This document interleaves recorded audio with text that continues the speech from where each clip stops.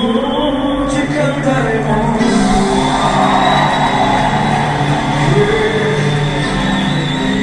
celebrar su poder con alegría de corazón, en el nombre del Señor, celebremos su poder.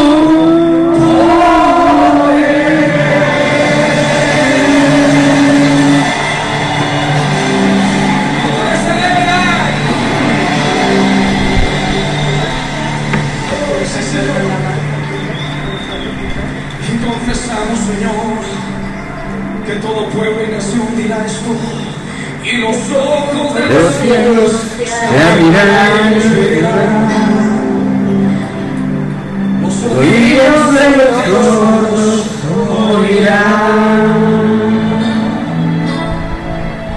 los ojos nacerán, unen la esperanza, la lengua de los muros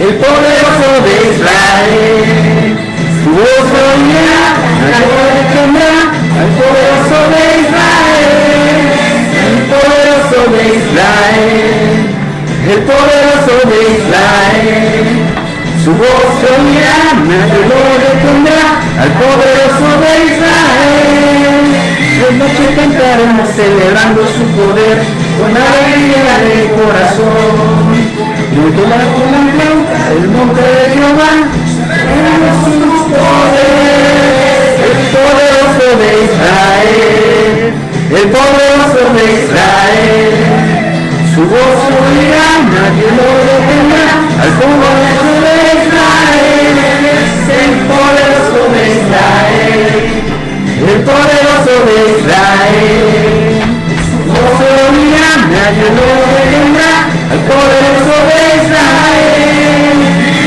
los cielos salirán y verán, oídos de los sordos oirán, el gozo saltará, con el arpa avanzará, la lengua de los mudos cantarán, el poderoso de Israel, el poderoso de Israel, su voz se oirá, nadie lo detendrá, al poderoso de Israel, es el poderoso de Israel, el poderoso de Israel, su voz se oirá, nadie lo detendrá, al poderoso de Israel.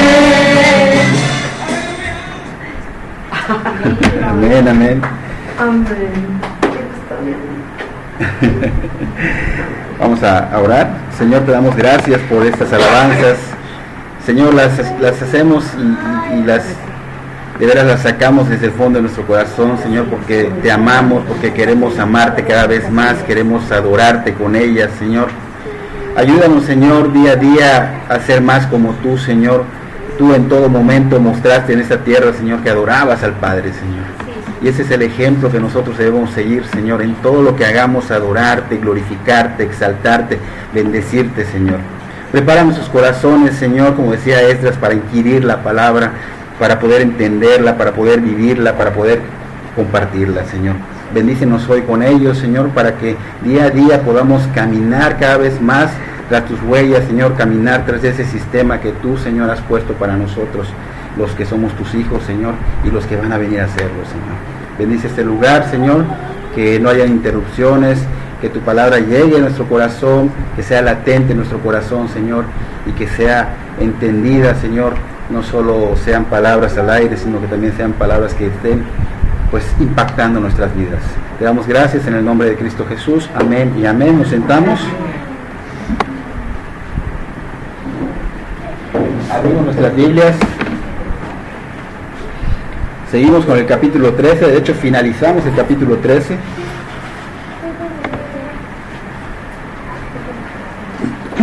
Hoy vamos a ver Mateo 13, capítulo 13, del 53 al 58.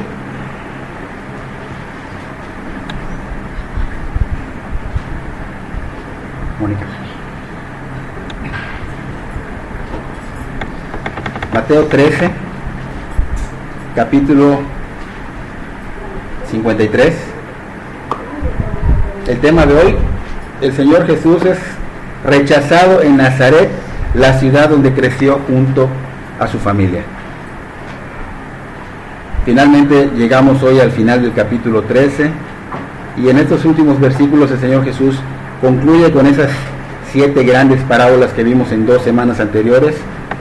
En estos últimos versículos el Señor Jesús nos va a mostrar que se ubica en otro nuevo escenario.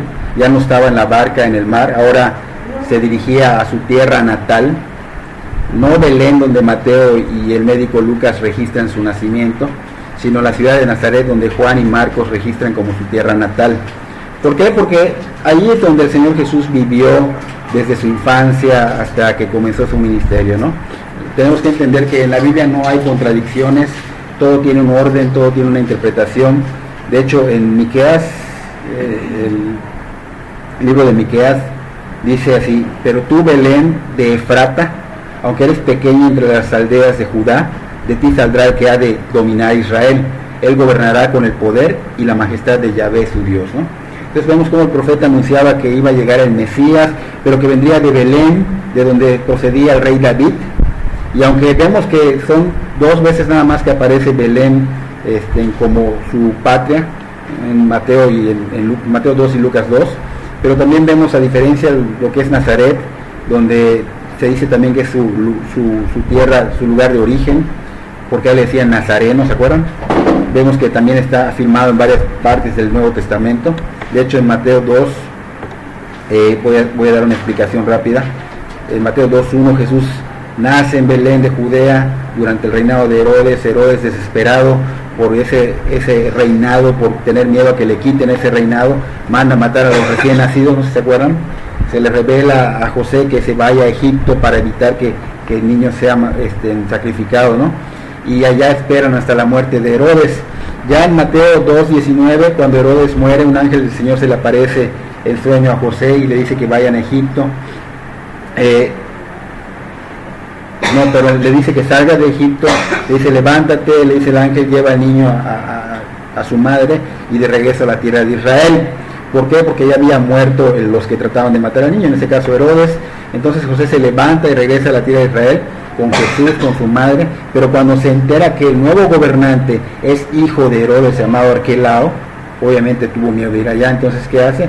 Pues se va a la región de Galilea y después obviamente se va ya a Nazaret, y así se cumple lo que los profetas habían dicho, que lo iban a llamar Nazareno. Todo eso está en Mateo. Entonces no debemos desechar el hecho del nacimiento del Señor Jesús en Belén, así como tampoco desechamos la celebración de la Navidad, que se festeja el 25 de diciembre, aun cuando sabemos que no en ese día exactamente nació Jesús, ¿no? Entonces podemos entender que Jesús nació en Belén y que la llamaban Nazareno o Jesús de Nazaret porque creció allá y porque estaba profetizado, ¿okay? Sin embargo, hoy vamos a ver que en esta sección, en esta nueva sección, la ciudad de Nazaret, la gente que vivió y vivía allá, comete un grave error.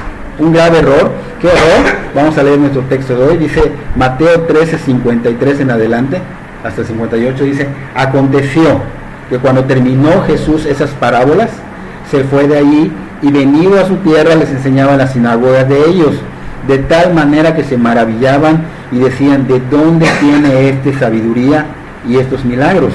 ¿No es este el hijo del carpintero? ¿No se llama su madre María y sus hermanos Jacobo, José, Simón y Judas? ¿No están todas sus hermanas con nosotros? ¿De dónde pues tiene todas estas cosas? Y se escandalizaban de él.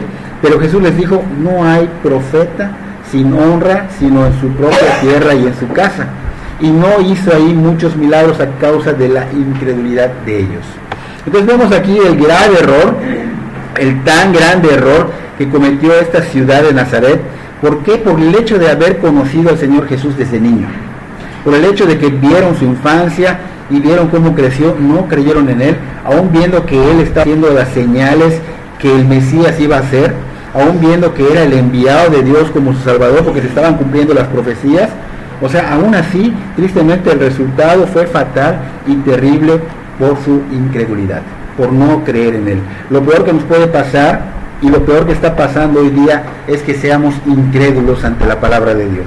Es que seamos incrédulos, aunque Cristo sí vino a esta tierra, vino a morir por nosotros, cargó sobre sus hombros el pecado de la humanidad, murió por nosotros, pagó el precio, resucitó al tercer día y está a la diestra del Padre intercediendo por nosotros. Es importante que seamos crédulos con esto, porque las personas que son incrédulos lamentablemente cometen el terrible error y es fatal para sus vidas. El Evangelio se trata de fe. El Evangelio, debemos de entender que sin la fe no podemos entender el Evangelio, no podemos entender los designios de Dios, no podemos saber el plan de Dios en nuestras vidas. El Señor Jesús durante su ministerio público procuró ir a diferentes partes de Israel con una finalidad. Y esa finalidad era compartir las buenas nuevas de su venida, enseñarles que el Rey estaba frente a ellos, enseñarles que su reino estaba con ellos, mostrarles tangiblemente, o sea, de manera tacto, que lo vieran, que Dios estaba para ellos, que estaba en sus narices. Y por esto es que vemos que el Señor diligentemente recorría estos lugares, aldeas, ciudades, todo donde había personas necesitadas de la misericordia de Dios. Él predicaba su evangelio, pero también lo vemos enseñando en estos lugares como sinagogas, también lo vemos sanando enfermos, lo vemos cumpliendo profecías, y todo esto mostrándole que el reino de Dios se había acercado, que el Rey estaba con ellos, estaba al alcance de sus manos. Vimos claramente en los primeros capítulos cómo impactó positivamente la región de Galilea. Todo lo que es Mateo, que vimos anteriormente, impacta de una manera positiva a Galilea. Ahora lo vamos a ver actuar en esta ciudad que es su ciudad natal, Nazaret, pero tristemente habrá una gran diferencia. La popularidad que tuvo el Señor Jesús en Galilea fue donde impactó positivamente a mucha gente, contrario a las personas de Nazaret, que estas no fueron impactadas por el Señor. Estas no fueron tocadas por el Señor, y no porque el Señor no haya querido, sino porque ellos cerraron su corazón, ellos endurecieron su corazón. Dicen que son duros de servicio, o sea, que doblaron así, se pusieron duros para no recibir al Señor, para no creer en Él. No lo recibieron con fe, no creyeron en Él. Entonces, recordemos que Nazaret no era la primera vez que el Señor venía a visitar Nazaret. O sea, de hecho, Él creció allá, pero cuando el Señor inicia su ministerio, después de tener la victoria en el desierto con esa batalla contra Satanás, ¿sí se acuerdan? Que tuvo esa batalla contra Satanás. Después de tener esa victoria, el Señor Jesús entra a Nazaret y va a una de sus sinagogas y ahí anuncia el Evangelio, pero debido a que Él les estaba diciendo que la profecía se estaba cumpliendo en Él como Mesías, la gente no lo aceptó. La gente no lo aceptó. ¿Por qué? Porque esta ciudad había visto su caminar de Jesús, había visto que el Señor estaba, pues prácticamente Jesús era hijo de un carpintero, era común y corriente. Entonces esta ciudad, de ser bendecida, no dejó ser bendecida por Dios por no creer en Jesús. Estaba siendo incrédula por el simple hecho de no ver que Jesús era algo extraordinario, o no hacía señales extraordinarias durante su caminar, durante su infancia, durante su crecimiento. Como no vieron nada extraordinario, pues obviamente no podían creer en Él, ¿no? Entonces, ¿qué estamos viendo? Que el Señor Jesús, cuando estuvo niño, se mantuvo como un niño común. De esa manera se identificaba con el ser humano. La diferencia era que el Señor Jesús nunca pecó. El Señor Jesús nunca cayó, pero llevaba su vida común y corriente como los demás, pero Él nunca pecó, nunca se mantuvo irreprensible, se mantuvo sin mancha. Pero lamentablemente el discernimiento para el ser humano, esto no es algo importante. Por eso ellos no podían creer que este Jesús que vieron crecer este Jesús que no pecó, que se mantuvo irreprensible, sin mancha, pueda ser el Mesías. ¿Okay? El Evangelio de Lucas, Lucas 4, capítulo 4, versículo 16 en adelante, vemos cómo el Señor se presenta y dice que vino a Nazaret, donde ahí se había criado, y en el día de reposo entró a la sinagoga conforme a su costumbre. O sea, la primera vez que entró a Nazaret, hace rato lo mencionamos. Pero más adelante, ya por el versículo 23,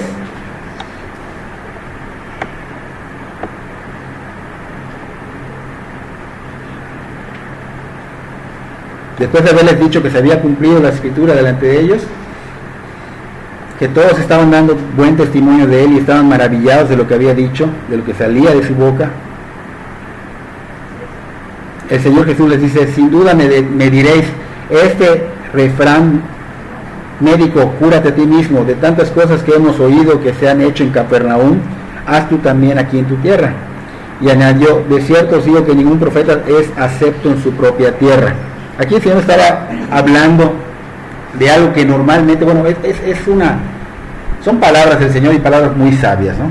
Y son cosas que pasan en nuestra familia, cosas que pasan en nuestra ciudad, de donde somos. Si es un lugar pequeño, donde todo el mundo te conoce, si es un lugar de trabajo, si es en tu misma iglesia, lamentablemente el Señor estaba diciendo que la gente no discierne, no puede ver a alguien crecer, no cree en ello. Y tristemente prefieren escuchar a un extraño o ver a un extraño con crecimiento y a ese así hacerle caso, sí creer en él, que a la propia persona que creció junto a ellos, que vieron sus cambios, que vieron realmente que empezó a caminar con el Señor, que estudió tal vez desde niño en la escuela bíblica, o que tal vez de grande vino a ser cristiano, pero vemos que se metió de lleno a escuchar de las Escrituras, a aprender de ellas, y vemos que crece en conocimiento y gracia. Lamentablemente podemos observar que el Señor Jesús dice: nadie es profeta en su tierra, nadie es bien visto en ese lugar. Pasa en tu lugar de nacimiento, pasa en tu familia, no pueden creer que tú hayas sido convertido al Señor. Y lo que tú puedas compartir a ellos, tristemente, no es rechazado, no es tomado en cuenta. Y pues vemos que en este lugar donde el Señor Jesús estaba mencionando esto, fue la primera vez que el Señor Jesús se presenta a una sinagoga en Nazaret, y en este texto de hoy estamos viendo que es otra ocasión donde el Señor Jesús vuelve a Nazaret y entra de nuevo a una de sus sinagogas. Pero ¿cuál era el fin? Es el mismo que el anterior: anunciarles el Evangelio de Dios. Lo importante acá es el Evangelio. No importa si no te creen, no importa si dudan de ti, lo importante es que tú hables y vivas el Evangelio, que puedan ver en ti la palabra de Dios cumplida. Eso es importante. Entonces vemos que esto lo realizó el Señor en un día de reposo, ¿no? Era costumbre que los judíos se reunieran en las sinagogas los días de reposo. También se acostumbraba en algunas ocasiones que cuando había una visita de algún extranjero distinguido, se le daba la oportunidad de compartir una enseñanza con referencia a la palabra de Dios. En este caso vimos a Jesús que fue invitado, la primera vez habló, la segunda vez entró y habló, pero dice acá, en esta cita bíblica que vimos ahorita, que cuando el Señor termina de hablar de las parábolas del reino en la barca, se va de ahí, dice que se va a su tierra natal, dice que allá enseña la sinagoga de ellos, de tal manera que se maravillaban, ¿ok? Ellos se asombraban de lo que Jesús estaba diciendo. En ese texto de hoy vemos que la gente escuchaba al Señor Jesús y no lo podía creer. Decía: ¿de dónde sale tal sabiduría? El Señor hablaba con una sabiduría impactante, era Dios mismo hablando.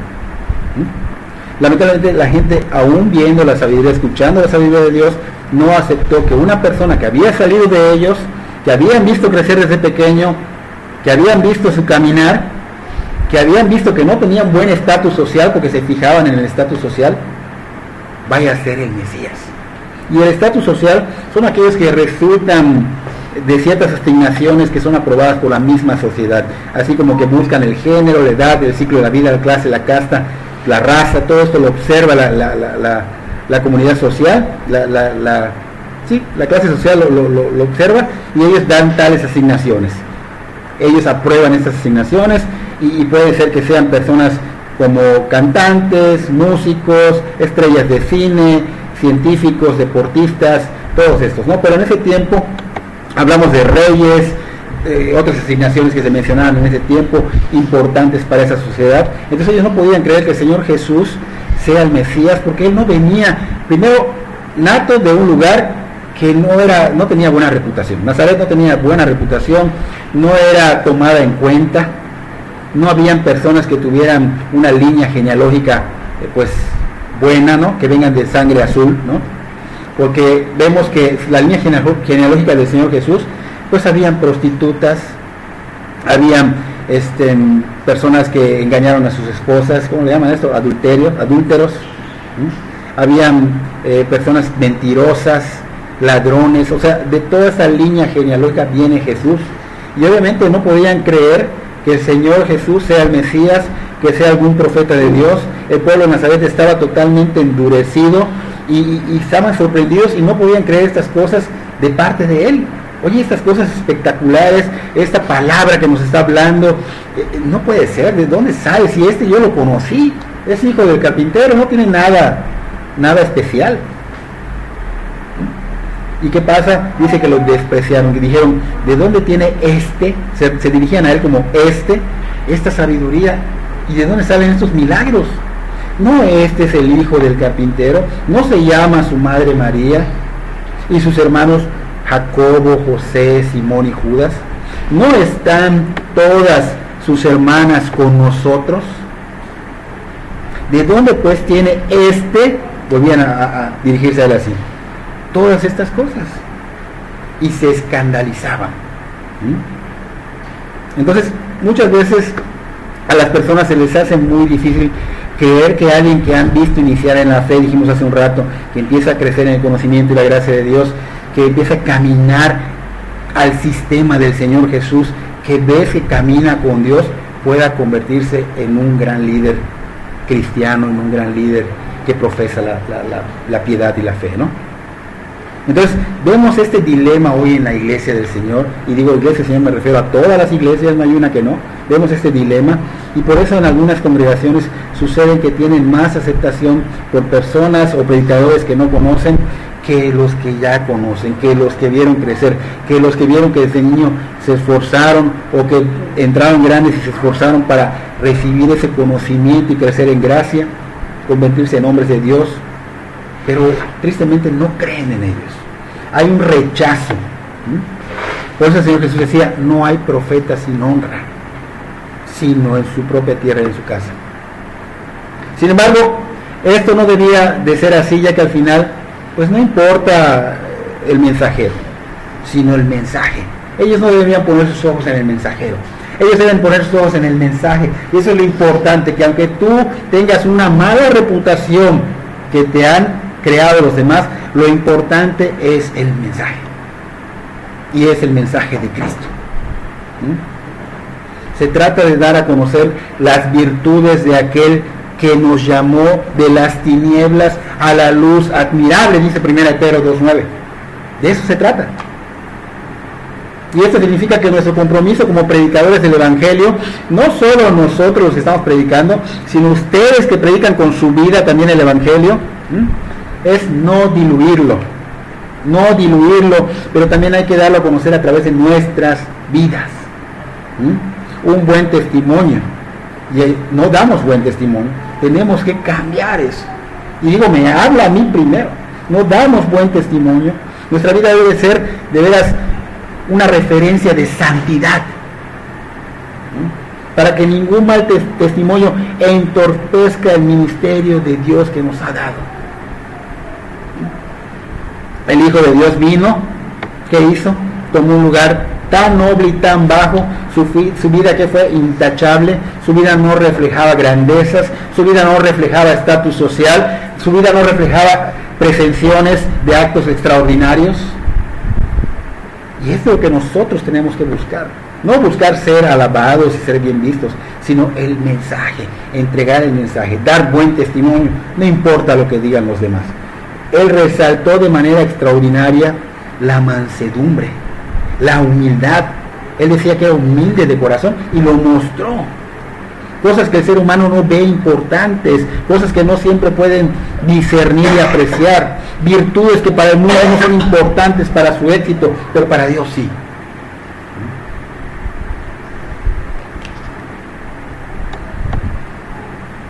Por eso vemos claramente que hubo y hoy día hay un gran problema de incredulidad. Pero el Señor dice acá que no hizo milagros allá. Y por eso hoy día no hay milagros en la vida de las personas. Hoy día, de hecho, el mejor y maravilloso milagro que puede haber en tu vida, ¿sabes cuál debe ser? La salvación. La salvación, Cristo en tu vida. Y eso es lo que tenemos que buscar, y eso es lo que tenemos que enseñar, y eso es lo que tenemos que demostrar. Y no dudo que en el corazón del Señor el anhelo más grande es que todos tengan la oportunidad de la salvación, que todos se salven. Y Él quiere hacer este milagro tan grande en mucha gente. En todos es posible, pero sabemos que no va a ser así. Pero Él quiere que esta bendición llegue a tu vida. Y también quiere bendecirte con otros milagros cuando tú ya vengas a ser de Él. Pero tú cierras tu corazón y rechazas al Señor Jesús. Rechazas las bendiciones. Nazaret estaba rechazando una gran bendición. Y dice, y no hizo ahí muchos milagros a causa de la incredulidad de ellos. El caso de Mateo 13 es que el Señor Jesús decidió no hacer muchos milagros allí debido a que no creían en Él. No creían en que Dios vino a esta tierra y lo tenían en sus narices. No fue que no haya, él no hizo esos milagros porque no haya podido, porque ellos no tuvieron fe. No. Él puede hacer lo que quiera, Él puede hacer los milagros que quiera. Él es omnipotente Dios. Pero no fue el motivo por el cual no los hizo. Él no multiplicó milagros allá por la incredulidad. Pero Él puede hacer los milagros, aún no haya fe en las personas. Pero son casos especiales donde su divina providencia entra. ¿Qué es esto? Para que se cumpla el plan divino de Dios. ¿Okay? Entonces dice que estas personas se escandalizaban, o sea, trataron a Jesús de un extraño, de este no puede ser el Mesías. Y obviamente perdieron ese gran milagro de salvación.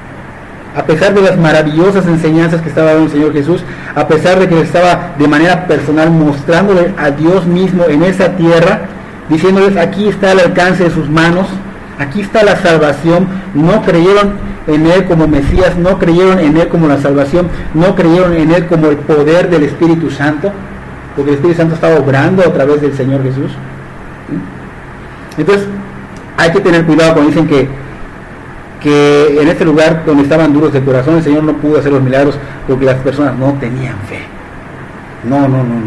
El Señor nunca dijo tal cosa. Al contrario, el Señor Jesús hizo milagros en lugares donde era imposible que hubiera fe. Por ejemplo, vamos a ver una evidencia de esto en el Evangelio de Marcos, capítulo 6, que es prácticamente el mismo tema. Esto nos va a dar más amplitud. Es una referencia. 6.1 en adelante.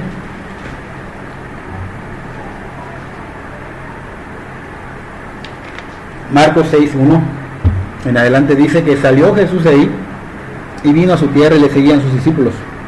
Y llegado el día de reposo comenzó a enseñar en la sinagoga. Y muchos oyéndole se admiraban y decían, ¿de dónde tiene estas cosas? ¿Y qué sabiduría es esta que le es dada? Y estos milagros que por sus manos son hechos. Aquí estamos viendo cómo explica un poquito más, ¿verdad? ¿No es este el carpintero, hijo de María, hermano de Jacobo, de José, de Judas y de Simón? ¿No están también aquí con nosotros sus hermanas? Y se escandalizaban de él. Mas Jesús les decía, no hay profeta sin honra sino en su propia tierra y entre sus parientes y en su casa. Versículo 5, muy importante.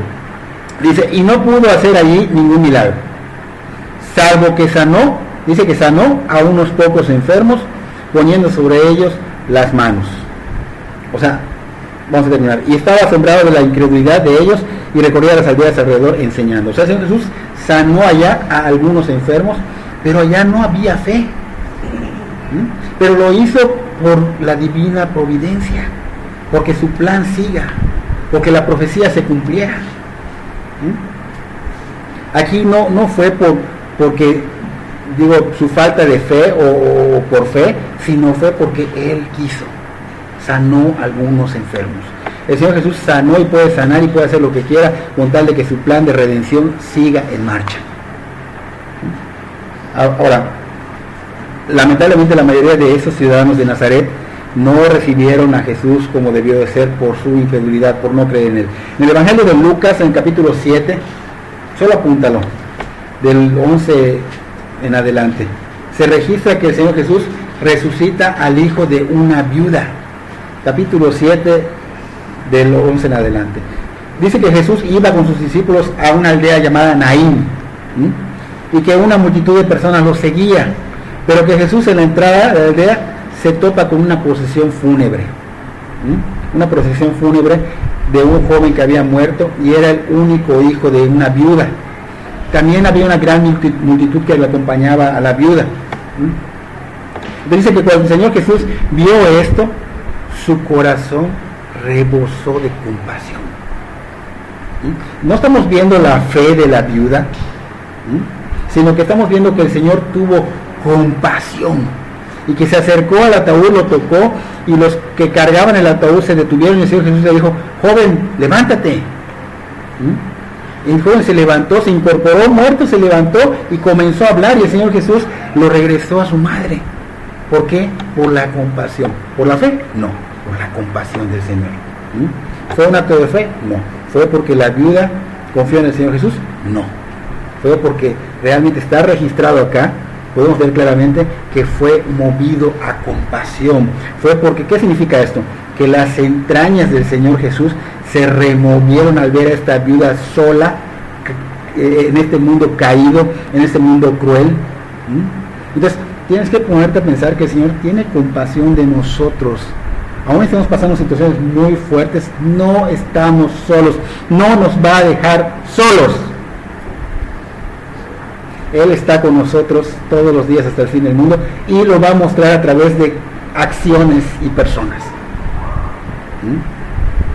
Dice, continuamos allá en Lucas 7, en el 16 más o menos en adelante, no quiero que lo sigas, pero bueno, ahí lo puedes apuntar. Dice que la multitud al ver se atemorizaron, pero alabaron a Dios. Decían: un profeta poderoso se ha levantado entre nosotros y Dios ha visitado hoy su pueblo. ¿Qué pasó? Esto trajo fe. Este milagro trajo fe a ese lugar. ¿Okay? En Juan 5, punta Juan 5. ¿Qué pasa en Juan 5? Jesús sana a un hombre cojo. A un hombre cojo. Después de su regreso del 1 en adelante, después de regresar a Jerusalén para la celebración de uno de los días de los que celebraron allá los judíos, dentro de la ciudad, cerca de la puerta de las ovejas, dice que se encontraba el estanque de Betesda, que tenía 5 pórticos cubiertos, 5 puertas, y que una multitud de enfermos, ciegos, cojos, paralíticos estaban tendidos en los pórticos. ¿Por qué? Porque cuando se removían esas aguas, se acercaban allá y les daba sanidad. Dicen que bajaba un ángel y les daba sanidad. ¿Okay? Entonces, uno de ellos era un hombre que tenía ya 38 años, que estaba enfermo, y cuando Jesús lo ve, supo que padecía esto, supo su enfermedad, tuvo compasión. Él le dice: ¿te gustaría recuperar la salud? Y este hombre decía: no, es que no puedo, Señor, no tengo nadie que me meta al estanque cuando se agita el agua. Entonces, siempre hay alguien que llega antes que yo. Y Jesús le dice: ponte de pie, toma tu camilla y anda. Su camilla, que era una tela enrollada donde se acostaban los pobres, pero ese era cojo, no se podía levantar. Pero el Señor le ordena toma tu camilla y anda. Y comenzó a caminar. Y este milagro sucedió en el día de reposo. Así que los líderes judíos le protestaron y le dijeron al hombre que había sido sanado: no puedes trabajar el día de descanso, porque estaba cargando su camilla. O sea, como enseguida vienen las personas, de veras, cuando hay una bendición en tu vida que usó a una persona, vienen a truncarla a otras personas. No debemos hacer caso a los chismes, no debemos hacer caso a todas esas cosas. Tú piensa en lo que el Señor está haciendo en tu vida, dale gracias a Dios, pon tus ojos en Cristo. Entonces vemos que aquí el Señor sana a esta persona, no fue por fe, fue porque Él quiso, por su plan, porque su plan de redención tiene que seguir. Este Señor dice que más adelante, que Él no sabía que Él era Jesús, y que más adelante se le presenta y le dice: ¿sabes qué? Soy Jesús y deja de pecar, porque si no te va a suceder algo peor. Él no sabía que era Jesús, tal vez hubo escuchado de Jesús, pero en ese momento que lo sanó, él no sabía, no hubo fe allá. Pero el Señor lo sanó, y de ahí viene la fe, de ahí vino la fe. Y volviendo a nuestro texto de Mateo, nos dice que Jesús hizo pocos milagros en ese lugar debido a la incredulidad de ellos. Allá sí fue debido a la incredulidad. Entonces ya entendimos que no es porque por fe el Señor no haya podido, más bien porque no quiso, no por falta de compasión, porque Él es una compasión derramada sobre el mundo, sino por su falta de fe. Marcos nos dice que, ya leímos allá en el capítulo 6, que no pudo hacer ahí ningún milagro, salvo que sanó a unos pocos enfermos poniendo sobre ellos las manos. O sea, estaba asombrado de la incredulidad de esta gente, y Él estaba recorriendo las aldeas enseñando, y la incredulidad estaba en su punto en todo momento, y la incredulidad es el peor mal que una persona puede tener, porque el Evangelio es basado en la credulidad, en la fe, en la confianza, en el creer. Ahora, tenemos que recordar que Dios es soberano y hará en otros casos para su gloria, como vimos en el ejemplo de atrás. Pero generalmente muchas religiones le piden al hombre ganarse la salvación a través de ¿qué? De obras. ¿A través de qué? De dinero. ¿Sabes qué? Paga y tu familiar va a salir de ese lugar y va a entrar a la gloria de Dios. O ¿sabes qué? Estás en este mundo, tienes que hacer obras buenas, no te metas con nadie, no te metas en problemas, haz buenas obras y vas a ver que tú vas a estar con el Señor. Entonces, tristemente no es así lo que dice la Biblia. La salvación no se puede ganar. La salvación es un don de Dios. La salvación es gracia, es gratis. El Señor te lo está dando gratis. Pero en vida. El Evangelio de Cristo consiste en tener fe, en creer en el Señor Jesús, en convertirse, en arrepentirse, en volver a Dios. Y si revisamos la Biblia nos damos cuenta que la fe juega un papel muy importante para acercarnos a Dios, para alcanzar sus promesas. Por ejemplo, la fe es necesaria para ser salvo. En el libro de Hechos 16:31, apúntalo.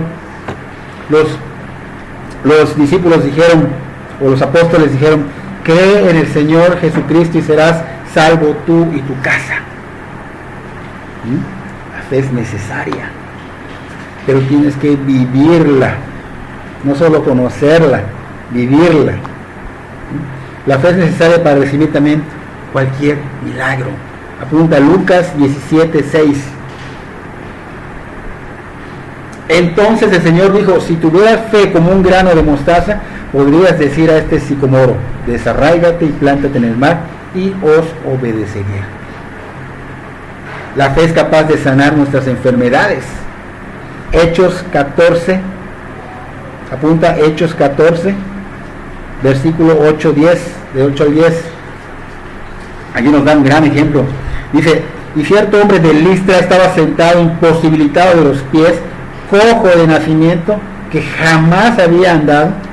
Y este oyó a Pablo, el cual, fijando en él sus ojos y viendo que tenía fe por ser sanado, dijo a gran voz: levántate derecho sobre tus pies. Y él saltó y anduvo. la fe juega un papel muy importante para acercarnos a Dios, para alcanzar sus promesas. Y en general dice que sin fe es imposible agradar a Dios, porque es necesario que el que se acerca a Dios crea que Él existe, que le hay, que Él es un Dios vivo. Dice, y que es galardonador de los que le buscan, que va a recibir galardonador, va a recibir ese premio tan grande de encontrar a Dios, aparte que va a recibir sus grandes bendiciones. Por tanto, la fe en Cristo es clave, no solo para recibir las promesas de Dios, sino para heredar la vida eterna. De ahí, pues cada uno de nosotros debe creer en las palabras que nos menciona acá el Señor, porque de lo contrario no es posible escapar de la condenación eterna. Él decía, de cierto os digo, el que oye mi palabra y cree al que me envió, tiene vida eterna y no vendrá a condenación, mas ha pasado de muerte a vida. Juan 5:24, apúntalo. Esas personas que estaban en Nazaret, que no creyeron en Jesús y que por eso no hizo muchos milagros, pero nosotros debemos jugar otro papel, debemos creer en Él, ya que Él, a través de la fe de creer en Él, es la garantía de nuestra salvación. La gente de allá no comprendía, ¿por qué? Porque tenía en su corazón el que el Señor Jesús provenía de ellos, provenía de ese lugar. Sus ojos de ellos que estaban velados, ¿por qué? Porque pensaban en sus propios argumentos, en su propio razonamiento, en su propia sabiduría. Decían, ¿cómo puede ser si Él nació de acá? Esto no puede ser. Entonces, obviamente, ¿qué pasaba? No comprendían, su corazón estaba cerrado, duro. Y aunque estaban las maravillas de Dios al frente de ellos, porque estaba Dios mismo frente a ellos, su ceguera no les permitía ver al Rey, no les permitía ver su glorioso reino, aun cuando se encontraba enfrente de ellos, al alcance de sus manos, frente a sus narices, no lo podían ver. Ellos decían, ¿de dónde tiene este sabiduría? ¿De dónde saca estos milagros? ¿No es este el hijo del carpintero? Ellos estaban obviamente familiarizados con el Señor Jesús como niño, como lo acostumbraban a ver. Podemos concluir que el Señor Jesús había crecido como un niño normal, no como las historias ficticias dichas en los libros apócrifos sobre la infancia de Jesús, dicen cosas que hizo, ¿no? Podemos ver el asombro en Juan 6:42, cuando decían, no, este es el hijo de José, cuyo padre y madre nosotros conocemos. Vemos el asombro. ¿Cómo pues dice este, del cielo he descendido? Aquí nos da una apertura más. Del cielo he descendido. ¿Cómo dice este que vino del cielo? Si vimos que creció acá, que nació de María.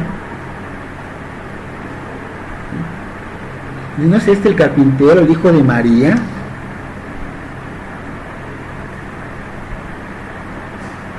Porque fue carpintero Jesús, hermano de Jacobo, de José, de Judas, de Simón. ¿No están aquí también con nosotros sus hermanas?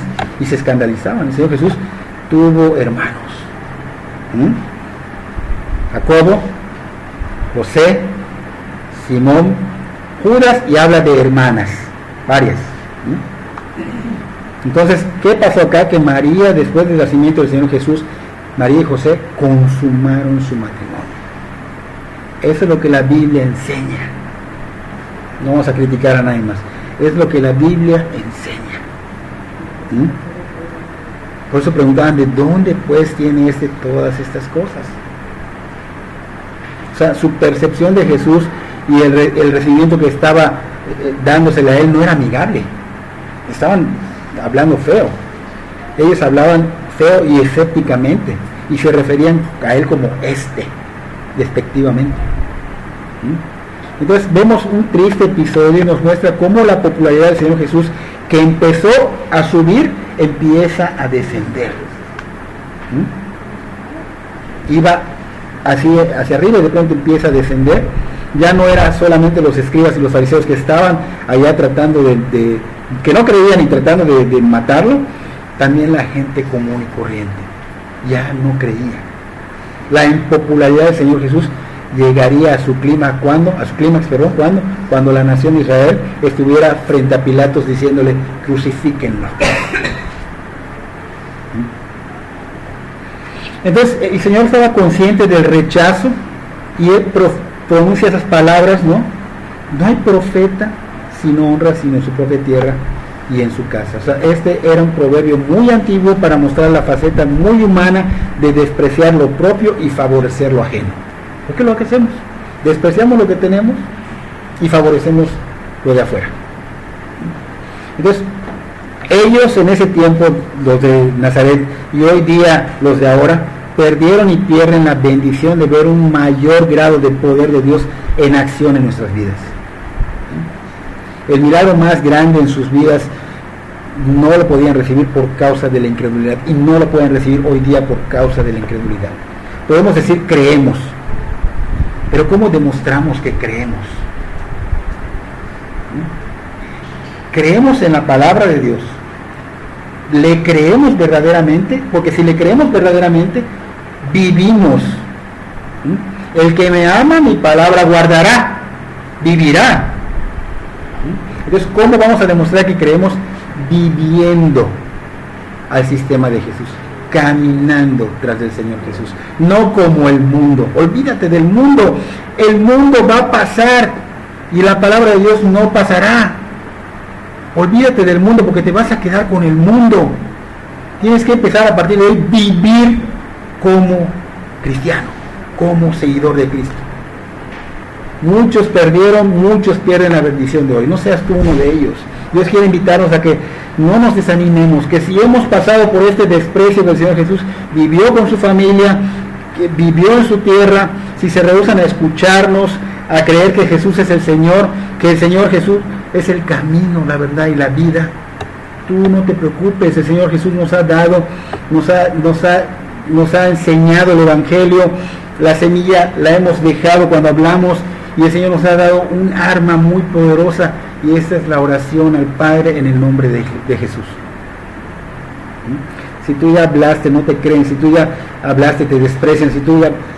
ora por ello, porque el Señor les dé la oportunidad de la salvación a esas almas, a tus seres queridos, a tus amigos en el trabajo, conocidos, a donde hayas ido y hayas dado testimonio.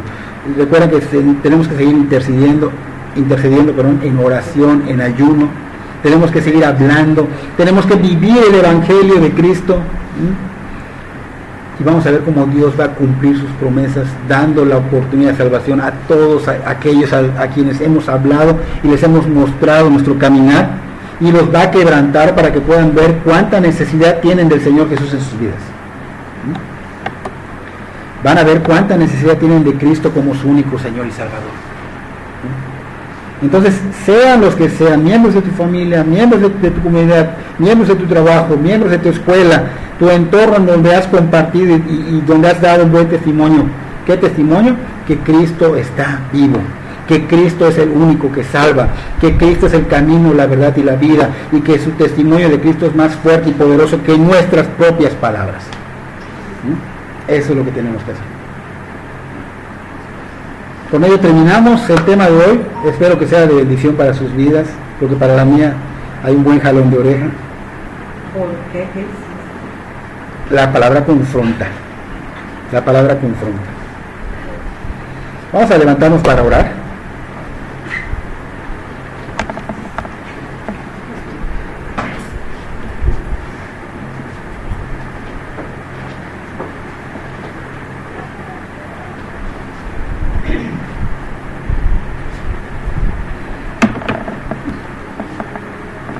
Señor, te damos gracias por esta palabra, Señor, por mostrarnos, Señor, que no estamos solos, Señor, por mostrarnos, Señor, que